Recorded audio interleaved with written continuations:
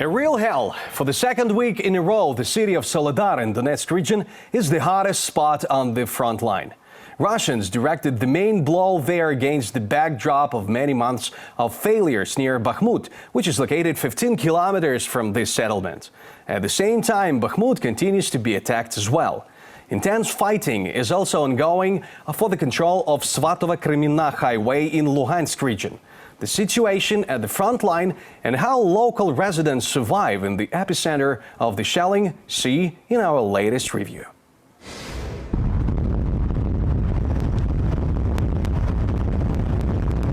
The cannonade of explosions in Soledar has been ongoing for the second week in a row. The situation is even more complicated than in the neighboring Bakhmut, which has been the hottest spot on the front line for the last months. The occupiers have sent the most professional fighters of the Wagner private military group to storm the city and are trying to attack from different sides. It's likely that the Russians now control a significant part of Soledar, the UK Ministry of Defense Intelligence reports. There are intense street battles.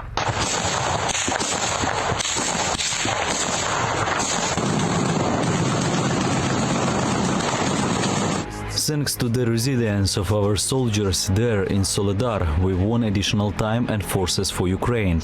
And what did Russia want to win there?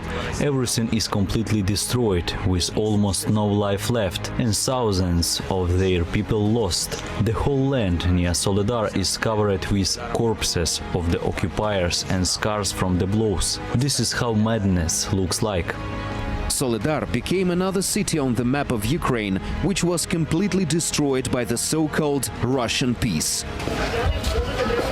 This is all my stuff. A jacket and a few suitcases. It's all I could pack. There are 2 cats in the box, already waiting for our trip. 60-year-old Olha left Soledar when Russian terrorists destroyed her second apartment. Over the past week, the woman says she didn't go outside at all, because it was like hell there. There is no house left intact. Novokamenka near Soledar was dug into the ground completely, including residential areas. We literally don't have any houses intact, not a single one. Apartments were burning, breaking in half. By advancing on Soledar, the enemy is trying to bypass Bakhmut, 15 kilometers from this city, from the south and north, as well as to complicate the supply of Ukrainian forces in this direction. The Russians have partially succeeded in the last one, but recent Russian gains in Soledar don't portend an imminent encirclement of Bakhmut, as it is presented by Russian propaganda media. The Institute for the Study of War emphasizes. The enemy is trying to conduct offensive actions to reach the Soledar-Seversk road, which is important for the logistics of Bakhmut defense. They also want to approach the city from the west. But there are 7 and 11 kilometers respectively to be captured. During the 6 months of the offensive on Bakhmut, the enemy has advanced a shorter distance. So even if we imagine that the Russians will capture Soledar, this in no way affect the effectiveness of the defense of Bakhmut. Come on, take 2 laughs and leave. Bread is being hastily distributed in Bakhmut to the sound of explosions. Loud statements of Russians that they would take the city by the new year remained empty promises. But they managed to destroy Bakhmut almost completely.